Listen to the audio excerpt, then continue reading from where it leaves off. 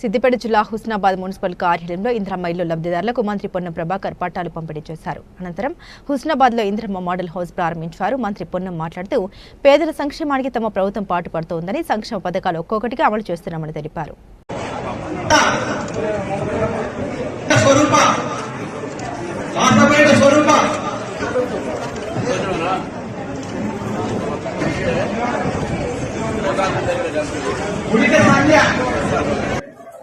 నేను హుస్నాబాద్లో 7th వార్డులో ఉంటాను. నా పేరు తస్లిం బాను. సార్ ఉన్న గవర్నమెంట్లో, కాంగ్రెస్ గవర్నమెంట్లో నాకు కుట్టు మిషన్ కూడా అందింది అండ్ ఇప్పుడు ఇల్లు కూడా అందింది.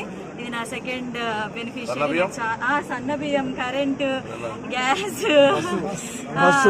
ట్రాన్స్పోర్టేషన్ అన్నీ కూడా అది చాలా హ్యాపీగా ఉన్నాను. And thank you very much sir. And also ఈ కాంగ్రెస్ గవర్నమెంట్ ఇట్లానే ఉండాలని my heartfully I wish. Thank you very much.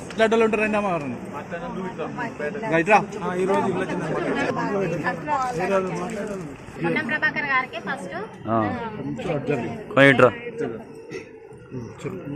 అసలు నాకు ఈ లిస్ట్ లో నా పేరు ఎంత అవకతవకల మీద జరిగిందో నాకు తెలుసు. అదంతా మీదేనే సార్ అంతా.